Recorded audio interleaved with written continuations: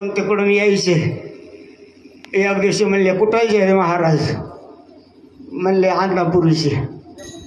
झाले ओळख आणि योगायोगाने पोळा आला जवळ, पोळा 2-4 दिवसावर. मग आमची जास्त घसट झाली. त्यांच्याजवळ बी काही नसायचं आणि माझ्याजवळही काही नसायचं. मग महाराज दिवसभर एका सावकारच्या दारात नानांनी बसलो पैसे काढण्यासाठी. पण ते सावकार काही आम्हाला पावला नाही. निराश होऊन घरी आलो. घरी आल्याच्या नंतर आमच्या पत्नीने सांगितलं आपल्या 4 लेकराचे तुटके फुटके कानातलं पायातलं ते दागिने आहेत, चांदीचे काही सोन्याचे काही, ते मोडा आणि नानाचा आपला पोळा साजरा करा.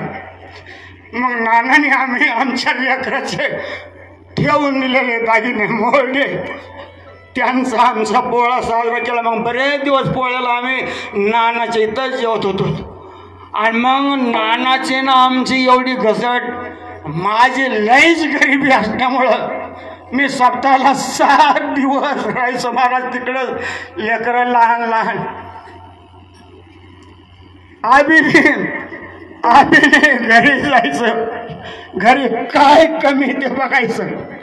डाळ तांदूळ गहू ज्वारी, शेवटपर्यंत आम्ही दखल घेतली आणि शेवटपर्यंत पुरवठा केला. म्हणून नानाचे आम्हीचे उपकार माझ्यावर खूप आहेत महाराज, फिटणार नाहीत. आणि त्यांनी परमार्थ साधना दाखवली आणि त्यांच्यामुळं आपल्या सगळ्यांना 8 दिवसपर्यंत परमार्थ साधना घडली. आता इथं एक रत्न आहे महाराज, रत्न.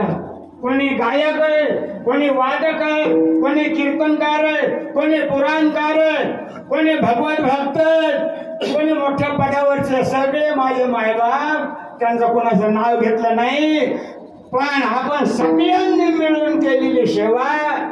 आता आपण ज्यांच्या नावाने सेवा केली ती त्यांना पोहोचणारच आहे.